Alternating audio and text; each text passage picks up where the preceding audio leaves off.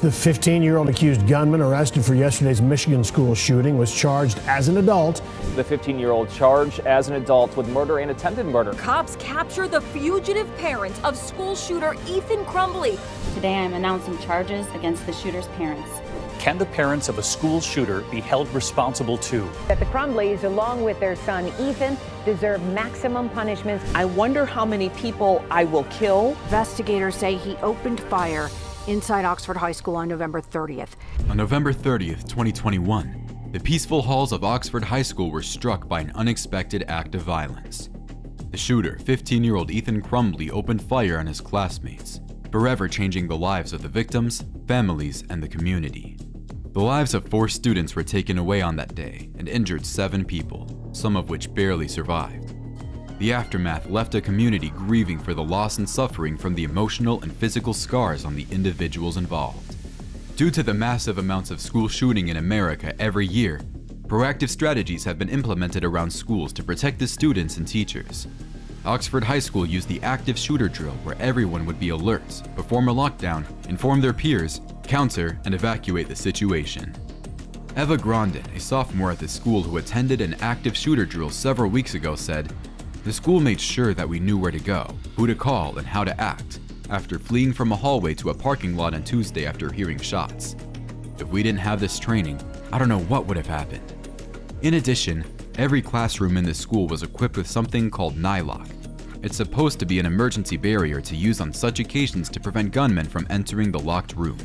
Thankfully, it worked for this instance and lessened the potential casualties as Crumbley couldn't enter locked classrooms. Prior to the shooting, students and parents had already been alerted of a possible mass shooting in the school. Because of this, many students were prompted to stay home until the day of the shooting. On November 4th, a few weeks before the shooting, a vandalism incident occurred where a severed deer head was thrown into a courtyard from the school's roof. The windows were also painted with red paint. Everyone was panicking and fearing the worst possible scenario anyone could be in while at school. However, Oakland County Undersheriff Mike McCabe said the vandalism incident was totally unrelated to Crumbley's attack. As a child, Crumbley was often left at home by his parents while they hopped in different bars in downtown Lake Orion. He wasn't even left with a phone when he was by himself at home. A concerned neighbor reported this to the state's Child Protective Services Agency, but she wasn't sure if any action was taken after her complaint. Unsurprisingly, Crumbley's parents both had criminal records between 1995 to 2005 for DUI and check fraud. At the end of October 2021, Crumbley's insanity started to fire up. His only friend just moved out of town, and the family dog had also passed away, and according to the prosecutors, the consecutive loss may have triggered his depression. A few months earlier, he had been showing clear behavioral changes. One instance was on March 2021 when he texted his mother about seeing demons and ghosts in their house. Despite being a pet owner himself, he reportedly videotaped himself harming and torturing animals. Records say he kept the baby's bird's head in a jar and left it in the school's bathroom. He also made his own explosives and even drew himself committing a school shooting, which he joked about with a friend. Despite the alarming amount of red flags, his parents never even thought of seeking help for him. One alarming detail is where Crumbley got his collection of firearms from. This is where his parents come into play. Before the incident, a teacher caught Crumbley browsing for ammunition on his phone. The teacher immediately reported this, and the school administrator emailed and sent a voicemail about the incident to Crumbley's mother, Jennifer. She then texted her son saying, "LOL, I'm not mad at you, you have to learn not to get caught." As horrible as it sounds, this exchange has an extra layer of context. The mother and son recently went to a shooting range, but that's beside the point since Crumbley still went on to attack his schoolmates using the knowledge he learned from the range and from playing violent video games. Reports say that he pointed the weapon directly at his classmates' heads and chest area. Oakland County Sheriff Boucard mentioned that his father James purchased a gun under his own name 4 days prior to the shooting. The prosecutor confirmed that Crumbley was with his father at the time of the purchase and shared it on social media. Who posted the picture of the pistol on Instagram, writing "Mom in Sunday," testing out his new Christmas present. Referring to it as his Christmas present for the young boy. Legally speaking, minors aren't allowed to possess guns in the state of Michigan. That wasn't the last incident that indicated Crumbley's behavioral changes. Another teacher found a violent drawing on Crumbley's desk. It was a sketch of a handgun with the words, "The thoughts won't stop. Help me." Blood everywhere. and my life is useless, along with a drawing of a laughing emoji. The teacher immediately took a photo of the sketch and reported Crumbley. The Journal found minutes after the shooting chilling plans detailed within the journal of the defendant. He was then taken to the guidance counselor and requested that his parents attend the meeting. His parents, Jennifer and James Crumbley, did not mention the recent gun purchase.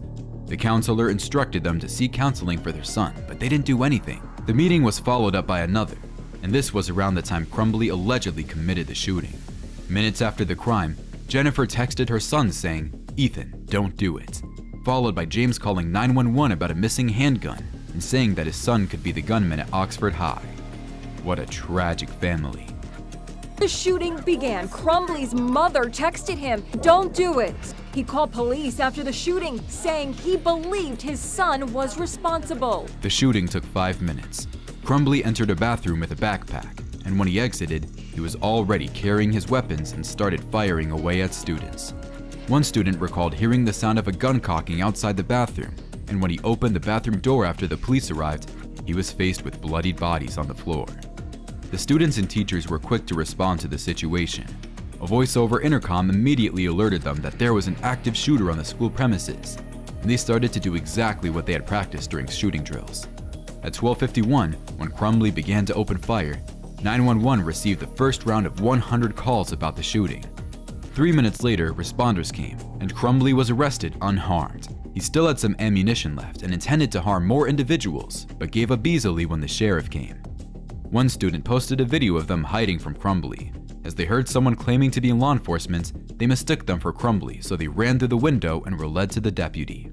Ava Grondin, a sophomore at the school who attended an active shooter drill several weeks ago, said, "The school made sure that we knew where to go, who to call, and how to act after fleeing from a hallway to a parking lot on Tuesday after hearing gunfire. If we didn't have this training, I don't know what would have happened." They were innocent children who went to school. He took the lives of 4 individuals, including a teacher, and injured 7 others. 3 injured individuals were in critical condition and 1 was on a ventilator. But 4 students were killed and 7 others wounded. Once Crumbley was arrested, he faced a magistrate who arraigned him on homicide and attempted homicide charges. However, at that point, he was not charged as an adult. On December 1st, additional charges were brought against him. The charges included terrorism, first-degree murder, assault with intent, and possession of firearm during a felony. This was one of the most significant instances in U.S. legal practices, as it was the first time in history that a terrorism charge was filed in relation to a shooting incident on school grounds. The charge made sense in Michigan law, which states that the act was intended to intimidate the community of Oxford High School. Or the couple saying they're not returning her calls or texts. So if they think they're going to get away, they're not. While Crumbley's parents hired lawyers for themselves, the court appointed an attorney for Crumbley as his parents did not do so for him. First, they encouraged him to own a firearm. Now they're ditching their own son, who they failed to protect and teach.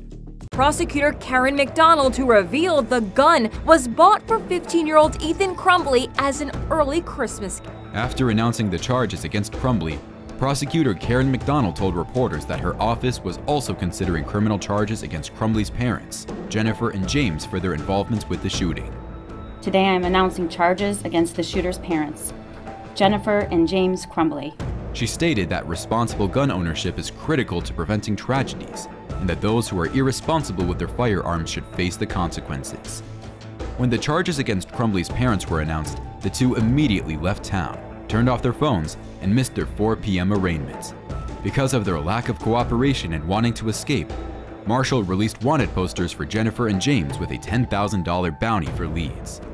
Prosecutor Karen McDonald stated on December 6 that school officials at Oxford High School had the legal authority to search Crumbley's backpack and locker on the day of the shooting, as concerns had been raised about his behavior. However, for reasons that were not disclosed, they did not conduct the search. McDonald also emphasized that charges against school officials were not being ruled out, suggesting that their actions or lack thereof could potentially be subject to legal scrutiny. Small closure that this is not going to be a trial. And the shooting proved to be one of the deadliest shootings in Michigan. At the end of it all, it was the survivors of the shooting who suffered the most trauma. Medical professionals and mental health providers reached out to support them. The school provided additional resources and measures to assist students and faculty in dealing with the aftermath and ensuring their well-being. The incident also called attention to parents and caregivers' responsibilities in securing firearms and addressing signs of concerning behavior in their children. It emphasized the importance of proactive intervention and communication between schools and parents in ensuring students' well-being and safety.